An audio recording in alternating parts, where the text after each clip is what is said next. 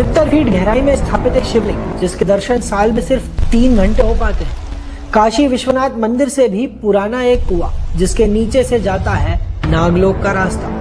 आज भी इस शिवलिंग की परिक्रमा करने नाग रूप धारण करके आते हैं स्वयं।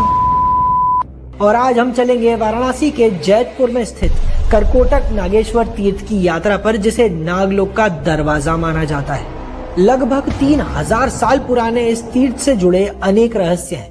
मान्यता है कि ये कुंड काशी विश्वनाथ मंदिर से भी प्राचीन है और इसकी रक्षा आज भी नागदेव स्वयं करते हैं। कथाओं की माने तो शिवजी जब सबसे पहले काशी आए थे तब यहाँ पर नागों के देव के रूप में विराजमान हुए थे। उस समय यहाँ केवल एक सर्प का बिल हुआ करता था, मगर कुछ समय बाद ये कूप यानी कुएं में परिवर्तित हो गया और इसे नागकूप के नाम से जाना जाने लगा। स्कंद पुराण के साथ ही कई और पौराणिक ग्रंथों में भी इस कुंड का वर्णन मिलता है। कहा जाता है कि इस कुएं में विराजमान नागेश्वर शिवलिंग के नीचे 7 कुएं और भी हैं और उन्हीं से होता हुआ जाता है नागलोक का रास्ता, मगर अब तक कोई भी मनुष्य वहां पहुंच नहीं पाया है। इसी कूप की 70 फीट गहराई में तल पर एक आत्म शिवलिंग स्थापित है, जिसके दर्शन वर्ष में सिर्फ एक दिन कुछ ही घंटों के लिए किए जा सकते हैं।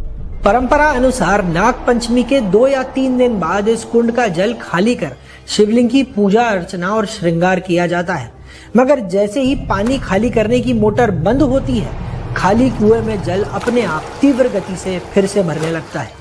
इसीलिए श्रद्धालु यहाँ सिर्फ 2 या 3 घंटों के भीतर ही दर्शन कर पाते हैं और फिर यह शिवलिंग वापस से जलमग्न हो जाता है। मान्यता है कि शेषा अवतार नागवंश के महर्षि पतंजलि ने इस नागेश्वर शिवलिंग की स्थापना की थी और आज भी नाग पंचमी के दिन महर्षि पतंजलि और उनके गुरु महर्षि पाणिनि नाग रूप धारण कर यहाँ शिवलिंग की परिक्रमा करने आते हैं। इसीलिए मान्यता भी है कि नाग पंचमी पर यहाँ पूजा अर्चना करने मात्र से ही व्यक्ति के समस्त काल सर्प दोष और नागदंश समाप्त हो जाते हैं। और इसीलिए यहाँ आए श्रद्धालु पवित्रता और सकारात्मकता के लिए इस कुंड का जल ले जाकर अपने घरों में छिड़कते हैं। काशी की दिव्य नगरी के बीचों बीच रहस्यों से भरे इस मंदिर के दर्शन करने श्रद्धालु दूर दूर से आते हैं और काल सर्प दोष की शांति हेतु भगवान से प्रार्थना करते हैं। आपको भी नागेश्वर शिवलिंग और नागकूप के दर्शन करने यहाँ अवश्य आना चाहिए। ये था हमारा आज का एपिसोड।